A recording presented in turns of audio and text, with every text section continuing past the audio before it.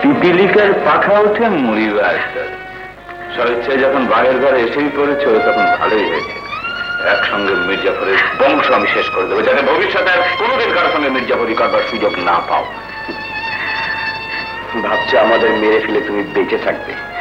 সে পথ আমি বন্ধ করে এসেছি শয়তান। তৃষ্ণা আঙ্কেলকে নিয়ে পুলিশ হয়ে এক্ষুনি এসে পৌঁছাবে। ভয় দেখাচ্ছ? সে খবর আমি পেয়েছি, কিন্তু তারা এসে পৌঁছবার আগেই আমরা এখান থেকে কেটে পড়ব।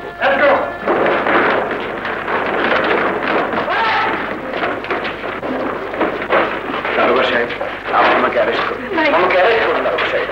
না দারোগা সাহেব, জীবন কোনো অন্যায় করেনি। জীবন আমার ছেলেই নয়। না না, অন্যায় করেনি।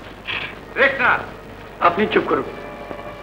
হ্যাঁ দারোগা সাহেব, অন্যায় আমি করেছি। অন্যায় করেছি মা বোনের ইজ্জত বাঁচাতে। এক মুঠো ভাত আমি যে সংসারে দিতে পারিনি, এক মুঠো ভাতের জন্য আমি ঘুরেছি দাঁড়ে দাঁড়ে শুধু চাকরির জন্যে। কিন্তু কেউ আমাকে চাকরি দেয়নি। সেই সংসারে দুঃখ দুর্দশা দূর করার সুযোগ পাই আমি এই মুখোশধারী ব্ল্যাকমেলারের কাছে। তাই মিথ্যে বিপ্লব সাজতে হয়েছিল একজনের জীবন বাঁচাবার জন্য। দিনের পর দিন মিথ্যার জালে জড়িয়ে পড়ি। যখন আমি জানতে পারলাম আমি মিথ্যে প্রতারণা করছি, তখন চিৎকার করে মুক্তি চেয়েছিলাম, কিন্তু মুক্তি আমি পাইনি।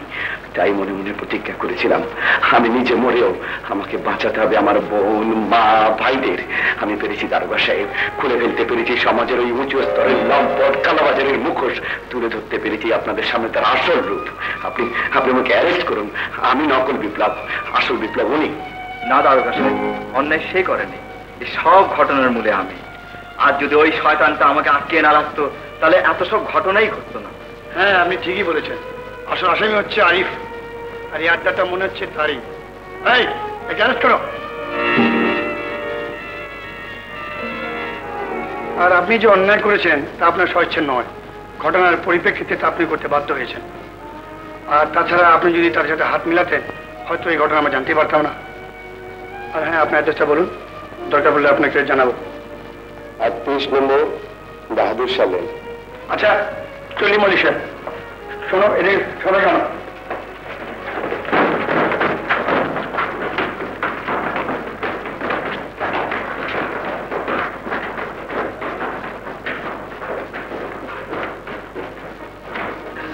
মা আর বোন ছাড়া পৃথিবীতে আমার আর কেউ নেই।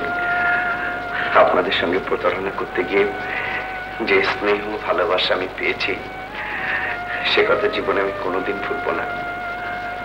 আপনারা আমাকে মাফ করবেন। চলো মা।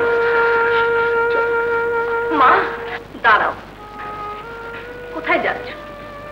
তুমি যাই হও না কেন আমাদের কাছে তুমি বিপ্লব ছিলে, বিপ্লবই থাকবে। এসো আমার পাশে এসো। তোমরাও এসো মা। আসুন বোন।